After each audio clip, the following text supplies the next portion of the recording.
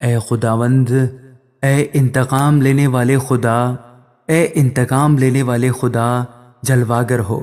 اے جہان کا انصاف کرنے والے، اٹھ، مغروروں کو بدلہ دے۔ اے خداوند، شریر کب تک شادیانہ بجایا کریں گے؟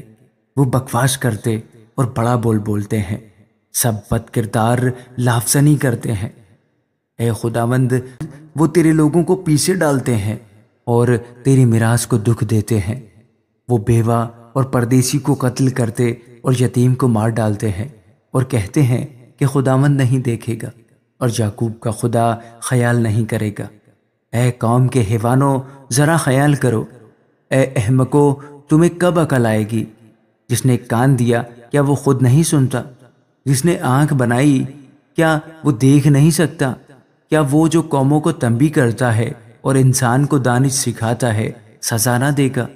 خداوند انسان کے خیالوں کو جانتا ہے کہ وہ باطل ہیں۔ اے خداوند، مبارک ہے وہ آدمی جسے تو تنبیہ کرتا اور اپنی شریعت کی تعلیم دیتا ہے، تاکہ اس کو مصیبت کے دنوں میں آرام بخشے، جب تک شریر کے لیے گھڑا نہ کھودا جائے۔ کیونکہ خداوند اپنے لوگوں کو ترک نہیں کرے گا اور وہ اپنی میراث کو نہیں چھوڑے گا، کیونکہ عدل صداقت کی طرف رجوع کرے گا اور سب راست دل اس کی پیروی کریں گے۔ شریروں کے مقابلہ میں کون میرے لیے اٹھے گا؟ بد کرداروں کے خلاف کون میرے لیے کھڑا ہوگا؟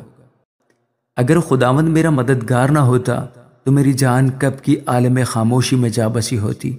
جب میں نے کہا میرا پاؤں پھسل چلا، تو اے خداوند، تیری شفقت نے مجھے سنبھال لیا۔ جب میرے دل میں فکروں کی کثرت ہوتی ہے تو تیری تسلی میری جان کو شاد کرتی ہے۔ کیا شرارت کی تخت سے تجھے کچھ واسطہ ہوگا جو قانون کی آڑ میں بدی گھڑتا ہے؟ وہ صادق کی جان لینے کو اکٹھے ہوتے ہیں اور بے گناہ پر قتل کا فتویٰ دیتے ہیں، لیکن خداوند میرا اونچا برج اور میرا خدا میری پناہ کی چٹان رہا ہے۔ وہ ان کی بدکاری انہی پر لائے گا اور انہی کی شرارت میں ان کو کاٹ ڈالے گا۔ خداوند ہمارا خدا ان کو کاٹ ڈالے گا۔ آمین۔